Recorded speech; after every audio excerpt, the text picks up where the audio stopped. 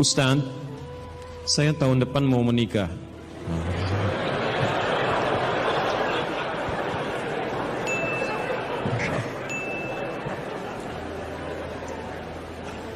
Selalu ada begini. Dengan seorang akhwat. Pasti seorang akhwat, gak mungkin ikhwan. Gak mungkin. Kalau seorang ikhwan ada yang salah dari diri antum ya. Baik, Quran surah ke-49 ayat 13. Ya ayyuhan nasu inna khalaqnakum min dzakarin wa untha. Hei manusia, kami ciptakan kalian pasangannya laki-laki dengan perempuan. Ya, laki-laki disebut dengan ikhwan, perempuan disebut dengan akhwat. Jadi kalau antum ikhwat pasti pasangannya akhwat ya. Allah menciptakan Adam dengan Hawa, bukan Adam dengan Adam, ya, ini beda. Baik. Orang tua sudah setuju, alhamdulillah. Qadar Allah beberapa hari lalu ia memberi kabar bahwa ia sudah menerima lamaran ikhwan lain. Masya Allah. Baik, nasib. Padahal anak sudah sabar menunggu dia selama 4 tahun. Masya Allah. Baik, luar biasa. Kita sudah capek-capek hampir 2 jam mendapatkan cahaya, antum jadi meredup lagi. Masya Allah. Saya sabar menunggu dia selama 4 tahun tanpa komunikasi. Ini masalahnya. Beri saya nasihat Ustaz agar saya bisa melupakan dia, agar anak bisa fokus kembali. Allahu Akbar. Agar saya bisa fokus kembali menghafal Al-Quran dan hadis. Ini ujiannya. Jadi pertanyaan saya, antum pengen menghafal Al-Quran dan hadis atau pengen menikah? Baik. Quran surah ke-57 Al-Hadid ayat ke-22. Quran surah ke-2 Al-Baqarah ayat 286. Quran surah ke-3 Ali Imran alhamdulillah ayat 142, posisi paling kiri sebelah atas. Taib. Saya mulai dari Quran surah Al-Hadid surah 57 ayat 22. Ma asaba min musibatin. Tidak pernah ditetapkan satu kejadian. Awas hati-hati. Di bumi fil ardi wala fi anfusikum, atau menimpa dirimu, illa fi kitabin min qabli an nabraha, kecuali semua itu telah tertuliskan di dalam kitab sebelum semuanya nampak dalam kehidupan. Ayat ini ingin memberikan gambaran bahwa semua kejadian-kejadian yang terjadi di muka bumi ini, termasuk dalam terkait aktivitas kita, termasuk dalam pencarian jodoh kita, semuanya telah tertuliskan, diatur oleh Allah Subhanahu wa taala. Singkatnya, semua ada dalam aturan Allah.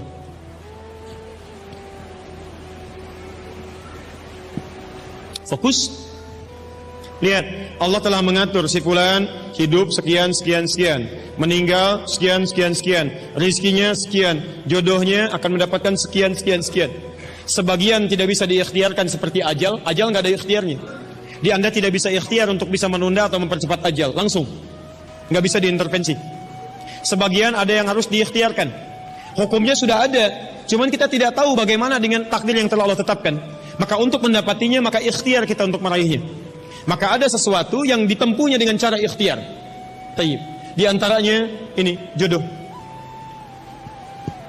Masya Allah. Allah telah tetapkan jodoh kita, diatur oleh Allah. Ini yang terbaik untuk kehidupan kamu.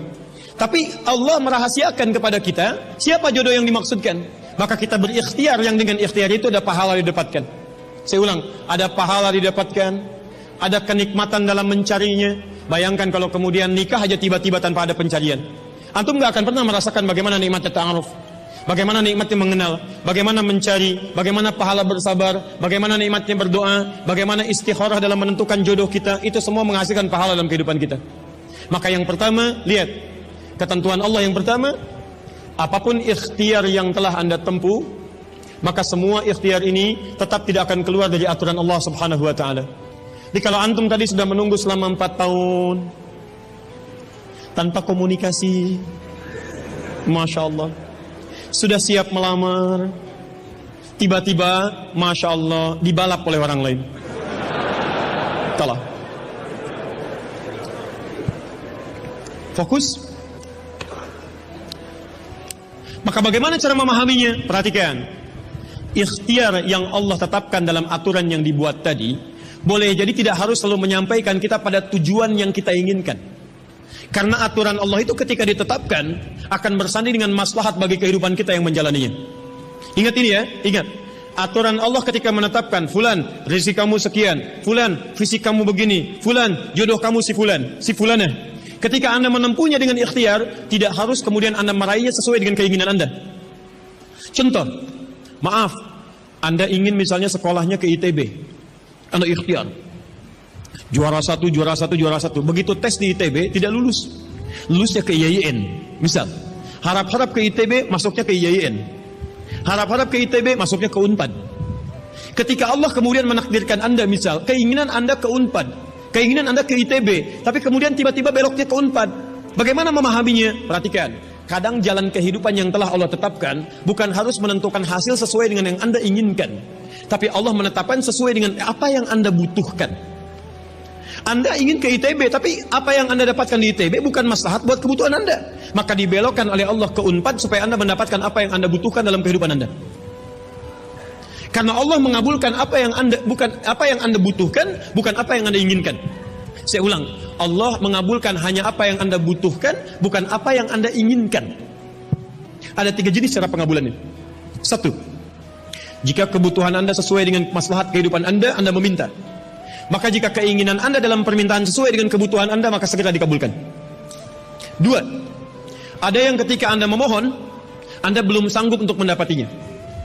Nanti ketika Anda mulai sanggup, disitulah kemudian Allah berikan. Antum punya anak 5 tahun. Antum kaya, punya banyak uang, kemudian anak itu minta dibelikan motor. Dibelikan nggak? Uangnya ada, motornya siap dibeli. Anak baru 5 tahun, minta dibelikan motor, dibelikan nggak? Kenapa? Karena dia belum sanggup menggunakannya. Tapi Anda sampaikan, nah, Papa punya uang, Papa siapkan ya. Nanti ketika sanggup baru saya berikan. Demikian ketika Anda meminta kepada Allah Subhanahu wa taala dan memohon. Maaf, Anda mohon, belum dikabulkan juga. Boleh jadi bukan Allah belum mengabulkan, tapi Anda belum siap untuk menerimanya. Contoh, Nabi Muhammad SAW berdoa kepada Allah supaya kiblat dipindahkan dari Masjid Al-Aqsa ke Masjidil Haram. Kapan berdoanya? Sejak di Mekah. Kapan dikabulkan? Saat ke Madinah. Kurang lebih 3 tahun baru dikabulkan. Quran surah kedua Al-Baqarah ayat 144, paling kiri sebelah bawah. Qad nara taqalluba wajhika fis sama' falanuwalliyannaka qiblatan taradaha fawalli wajhaka syatral masjidil haram. Muhammad, kami perhatikan engkau senantiasa menengadahkan wajahmu ke langit memohon, meminta. Lihat, maka mulai hari ini kami kabulkan doamu. Mulai palingkan kiblatnya dari Masjidil Aqsa ke arah Al-Masjidil Haram. Berapa lama Nabi berdoa? 3 tahun. Nabi Muhammad SAW berdoa 3 tahun baru dikabulkan oleh Allah. Kenapa baru dikabulkan? Karena pengalihan kiblat baru sesuai dengan kebutuhan umat Islam pada saat itu setelah 3 tahun. Nabi Ayub alaihissalam. Antum kenal Nabi Ayub? Kenal di mana? Kadang-kadang kenal Nabi Ayub. Luar biasa. Tadi malam di Dumai ada yang kenal Korun. Bulan lalu di Lampung ada yang kenal Fir'aun. Masya Allah. Di Pekanbaru kenal Nabi Ayub. Luar biasa. Itu siapa sebetulnya? Nabi Ayub itu diuji dengan penyakit luar biasa. Maaf, tadinya kaya, punya istri yang sangat cantik, anaknya 12. Hari yang bersamaan, hari pertama, maaf, diuji dengan harta semua habis. 1 hari. Hari kedua, anak semua meninggal. Hari ketiga, diuji dengan penyakit. Yang penyakitnya tidak akan pernah dialami orang setelahnya. Tidak juga dialami orang sebelumnya.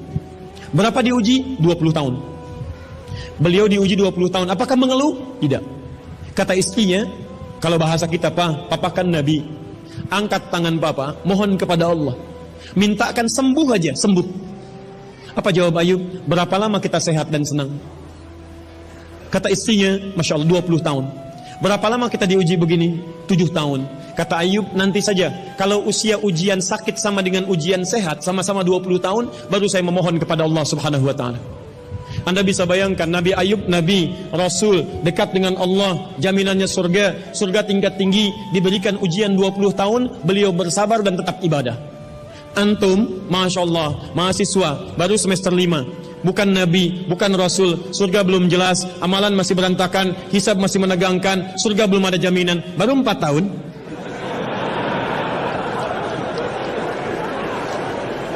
Itu yang terbaik buat antum. Yang terbaik. Jadi bukan berarti ketika Anda tidak mendapatkan dia, dunia hilang untuk Anda, tidak. Banyak boleh jadi itu hanya titian ajaran dari Allah supaya Anda merasakan bagaimana nikmatnya ta'aruf, supaya Anda belajar bagaimana mencari yang lebih baik lagi. Lihat kalimatnya, Quran surah ke-24 ayat 26, at-tayyibatu lit-tayyibin wat-tayyibuna lit-tayyibat al-khabithatu lil-khabithin, sebelumnya wal khabithuna lil-khabithat. Yang baik akan ketemu yang baik lagi, yang kurang baik bertemu dengan yang kurang baik lagi. Menurut Anda dia yang terbaik untuk Anda, menurut Allah dia bukan yang terbaik untuk Anda. Yang untuk Anda ada yang lebih baik lagi. Anda mau menghafal Quran, Anda mau menghafal hadis, maka Allah akan kirimkan kepada Anda yang bisa menjaga Quran dan hadis Anda. Kalau dengan 4 tahun belum bisa menjadikan Anda mendapatkan yang terbaik, tunggu. Karena yang terbaik itu lebih daripada yang mulia akan mendapatkan masa yang cukup panjang. Al-Bukhari menulis hadis 16 tahun, kitabnya abadi. Orang menulis kitab 16 hari belum tentu abadi. Jadi ketika Anda diminta menunggu dalam masa yang cukup lama, sebetulnya bukan masanya yang ditunggu, tapi di balik penungguan itu bukankah di situ ada pahala? Tadi Anda katakan Anda rajin berdoa, bukankah di doa itu ada pahalanya? Anda rajin tahajud, Anda bersabar, Anda bermohon, Anda istighfar. Jadi yang diinginkan oleh Allah dalam penantian 4 tahun itu bukan Anda menikah dengan calon Anda sekarang, tapi Anda mendapatkan pahala yang berlimpah, dan dengan pahala itu Anda siapkan Quran Anda, hadis Anda untuk membimbing pasangan Anda berikutnya. Paham sampai sini? Baik, alhamdulillah. Jadi nggak usah kecewa ya, nggak usah kecewa. Baik, yang kedua, lihat kaidahnya supaya kita bisa sabar, ya, supaya bisa sabar. 2 Quran surah kedua ayat 286. La yukallifullahu nafsan illa, tidak mungkin Allah menguji seorang hamba kecuali dia sanggup untuk mengatasinya. Tidak mungkin Allah menguji seorang hamba kecuali dia sanggup untuk mengatasinya. Tolong baca kalimat ini dengan baik ya. Kalau Anda sedang punya masalah, seberat apapun itu, yakinkan kata Al-Quran, tidak mungkin masalah ini diujikan kepada Anda kecuali Anda sanggup. Jadi kalau Anda tidak sanggup, mustahil ujian ini dititipkan kepada Anda. Jadi kalau Anda sekarang bisa sedang punya ujian seberat apapun, itu tandanya cuman Anda yang sanggup, yang lain tidak sanggup. Makanya tidak diujikan kepada pemuda lain, cuman Anda, karena Anda yang sanggup menanggung bebannya. Orang lain mungkin sudah naik ke atas atap tuh, loncat, tidak. Anda tidak. Karena cuman Anda yang mampu, bukan orang lain. Ketika Anda mengatakan, ya Allah, kenapa mesti saya yang diuji? Kenapa mesti saya yang mengalami? Why me? Kata Allah, why not? Kenapa tidak? Cuman kamu yang mampu, kamu yang harus dapatkan pahalanya, yang lain tidak. Cuman Anda yang jadi pemuda yang kuat, yang lain belum tentu. Tapi nggak usah terlampau bangga, langsung pulang dari sini bikin status. Memang cuman saya yang mampu. Masya Allah. Pekerjaan. Ya. Yang ketiga, tetap ikhtiar. Quran surah 49 ayat ke-13. Jadi jangan sampai, maaf, ya, peluang Anda tidak mendapatkan yang tadi Anda telah harapkan, menjadikan Anda putus dalam berikhtiar. Cari, masih banyak perempuan semuka bumi. Masa tidak ada yang cocok untuk Anda? Lihat, ya ayyuhan nasu inna khalaqnakum min dzakarin wa unsha wa untha wa ja'alnakum syu'uban wa qabail lita'arafu. Hei manusia, kami ciptakan engkau laki-laki, ada perempuan jodohmu. Dan kami pisahkan berbeda-beda daerah. Ya, lihat syu'ub, beda daerah, RT, RW, lurah, kecamatan, kabupaten, sampai sedunia. Kalau nggak ketemu di satu RT, cari satu RW ya. Yang nanya tadi. Kalau tidak ada satu RW, cari satu kampung. Masa nggak ada yang ketemu? Boleh menikah dengan perempuan sekampung? Tidak. Masa sekampung mau dinikahi? Tidak. Batas paling maksimal 4. Sekampung tidak pilih satu dari sekampung. Sekampung mau dinikahi, Masya Allah. Silahkan cari ya. Anda tadi masih kuliah kan? Silahkan cari. Barangkali ketemu di kampus ya. Boleh menikah dengan seorang anak yang sedang kuliah? Tidak sedang kuliah masa dinikahi. Pulang dulu dari situ ya. Pulang dari kampus, baik-baik di rumah baru nikah. Ini di kampus mau dinikahi ya. Cari silakan. Nggak ketemu misalnya, mohon maaf ya, satu kecamatan, kabupaten. Nggak ketemu, beda provinsi. Anda orang Riau, mungkin jodoh Anda ada di Jawa. Cari ta'aruf. Nggak ada di Jawa, ada di Sumatera. Nggak ada Sumatera, ada di Papua. Luas. Indonesia terbentang 5.200.000 kilometer persegi, luasnya. Kata Ahmad Mansur Surya Negara, pakar sejarah, dalam bukunya Api Sejarah, halaman ke-19, paragraf yang kedua, baris 1 sampai 3, paling kanan sebelah atas. Luas Indonesia itu daratnya 2 juta kilometer persegi, lautnya 3 juta 200 ribu kilometer persegi. Daratan dan lautan, masya Allah 5 juta 200 ribu kilometer persegi. Masa nggak ketemu? Pulaunya 13.677 pulau. Itu belum termasuk Pulau Gadung dan Pulau Gebang. Ada semua. Nggak ada di Asia Tenggara, nggak ada Asia Tenggara di Asia, nggak ada Asia Amerika, nggak ada Amerika di Eropa, nggak ada Eropa di Afrika. Masa nggak ada yang cocok? Kalau tidak ada, mungkin antum ahli surga, karena itu pun jodoh antum pun bidadari surga. Masya Allah. Tapi sebelum ke surga, baiknya menikah dulu di dunia ya. Sebelum kiamat kurang 2 hari. Tuh, mic aja ada pilihan, masa antum tidak ada?